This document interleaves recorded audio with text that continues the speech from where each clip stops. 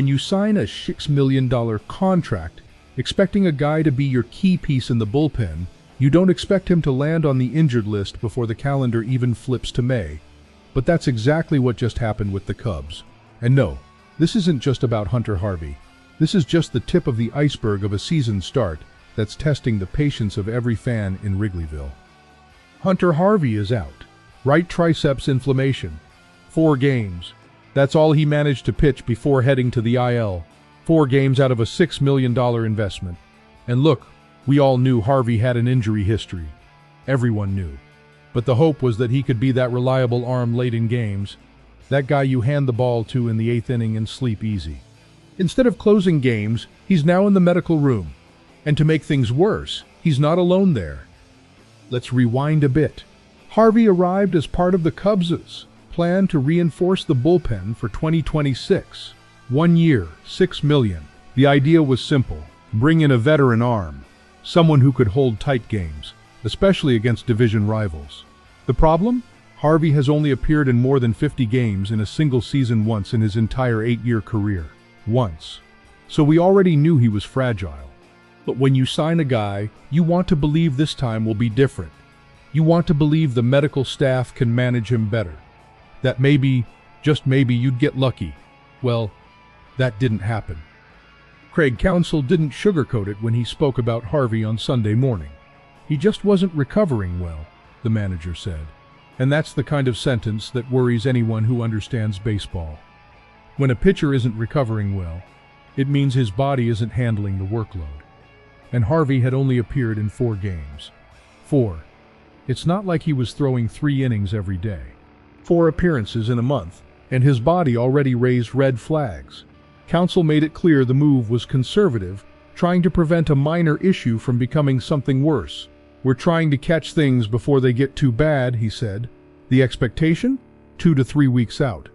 But with Harvey's track record, no one here is betting big on that. Now let's get to the numbers nobody wants to see, but everyone needs to face. Harvey allowed 3 runs in 4 innings before hitting the IL. That's not exactly the kind of production that justifies $6 million. And when you combine that with the fact that Phil Maton, another arm brought in through free agency, is also on the injured list with a knee issue, you start to see a troubling pattern. 2 pitchers signed specifically to stabilize the bullpen, and both are already out before the team even completes 15 games. That's not just bad luck. That's risk management gone wrong. And look, I'm not saying Jed Hoyer and the front office made these decisions on purpose, but when you bet on players with injury histories, you have to be prepared for exactly this. The question is, were we? Now let's talk about the real impact, because this isn't just about Harvey or Maton. It's about what this means for the team as a whole. The Cubs have already started slow this season. They dropped the first 2 games of the weekend series against the Pirates at home at Wrigley. And the problem isn't just pitching. The offense is stuck too. Michael Busch, who was one of our best hitters last year with 34 home runs and a .261 average, is 0 for 30. 0 for 30. The guy who was supposed to be a core piece of the lineup is now sitting on the bench trying to mentally reset. So when you combine a bullpen that's falling apart with an offense that can't produce, you get exactly what we're seeing. A team losing games it should be winning. And yeah, it's only April. I get it. But April counts. Every game counts. And when you start digging a hole early in the season, especially in a competitive division like ours, it gets harder and harder to climb out of it. Calling up Charlie Barnes, a guy who played in the KBO from 2022 to 2024 and hasn't been in the big leagues since 2021 with the Twins, is not exactly the kind of move that fills you with confidence. Look, I'll be honest with you, this is starting to get frustrating. And I know you feel the same way. We expected 2026 to be different. We expected this team to learn from past mistakes, to build a more consistent, more reliable roster. Instead, we're seeing the same issues. Betting on injury-prone players, failing to produce runs when it matters most, and a start to the season that's draining all the optimism we had.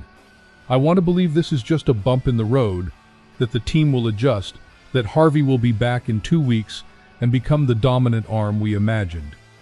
But I've seen this movie before, and it usually doesn't end well. So what comes next? The hope is that Harvey really does return in 2 or 3 weeks, as counsel suggested. That Maton recovers quickly from the knee issue.